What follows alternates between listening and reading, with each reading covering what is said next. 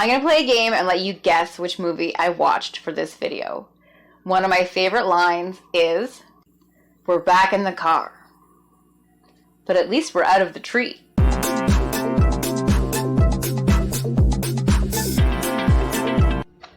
If you haven't guessed it, the movie I watched is Jurassic Park. So it is so... I can't believe how much this movie has stood the test of time.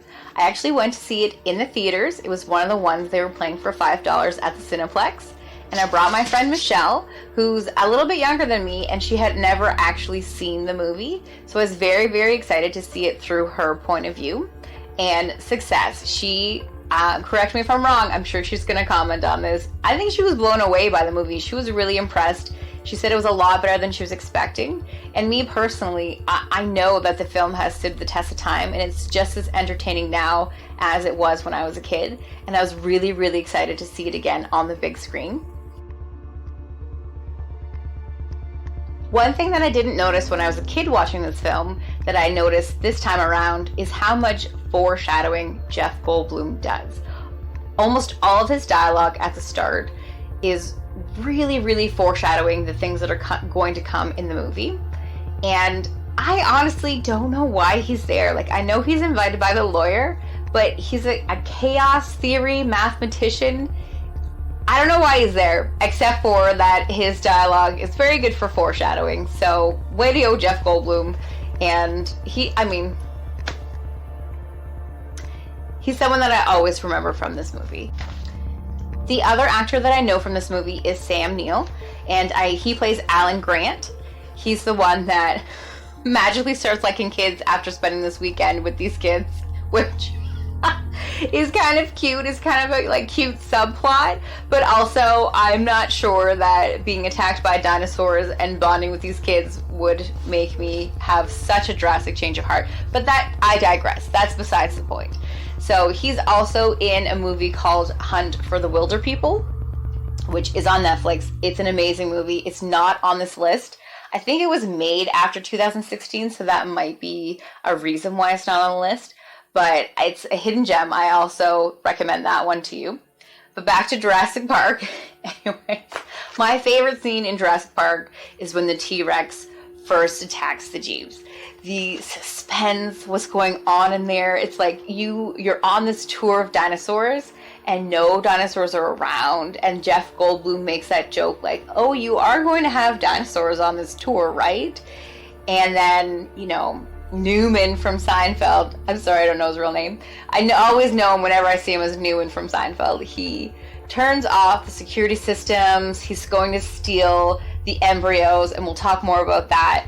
But he does this terrible thing at the worst timing, and then all of a sudden all the dinosaurs are loose, and you have that amazing scene where there's the ripples in the water and you know something's coming.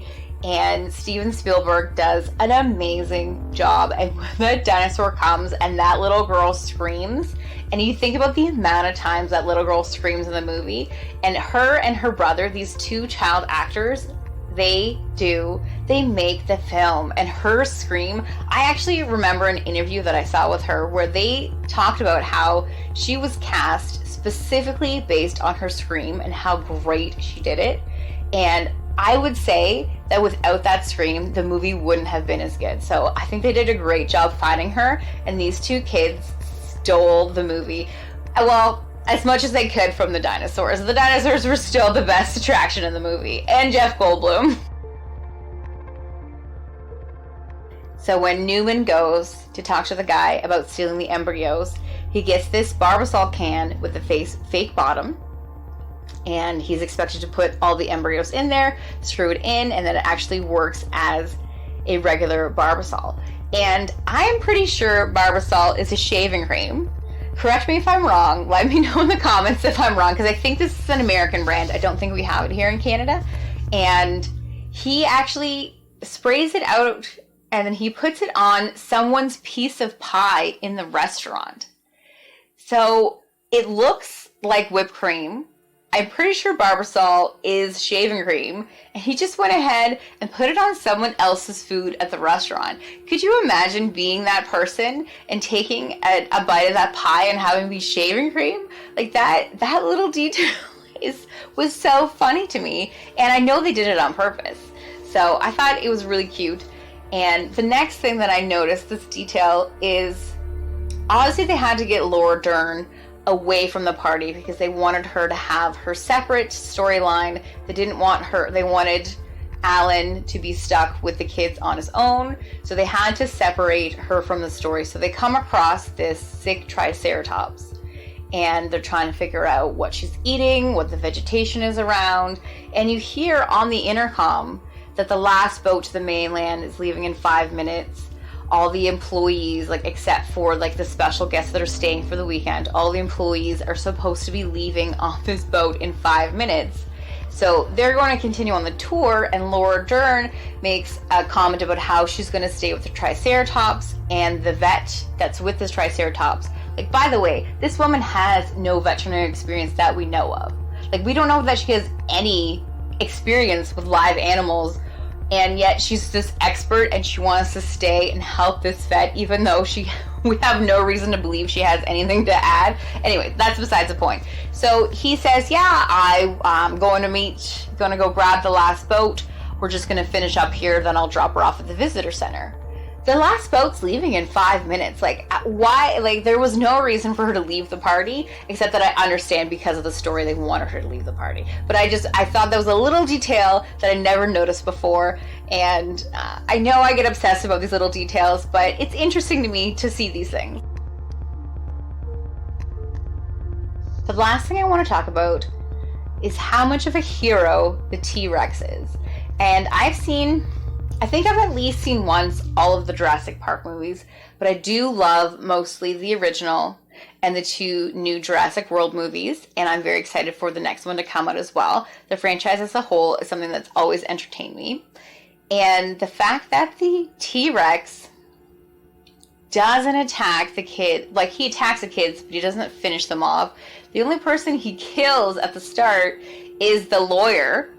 And then, of course, in the end, he comes in and saves everybody from the velociraptors. And you can say that, like, he wasn't doing that on purpose and he was just doing, what was built in his nature. But he did come through and save the day, and he does come through and save in Jurassic World 2. Actually, sorry, it's a she. They're all she's. I'm so sorry I misspoke. She comes in and saves the day in this movie. She comes in and saves the day in Jurassic World. And if it wasn't for the T-Rex, no one would have made it off the island. So you tell me the T-Rex isn't the hero in this movie. She tells the raptors who they can and can't attack. She knows what's going down. I know I'm giving her a lot more credit than she deserves, but I disagree. I think she deserves it. I think she's great. So, and if you agree with me, then you should like my channel and watch more of my movies, because I bet you'll agree with me on some of my other opinions. And I am looking forward to finishing this book.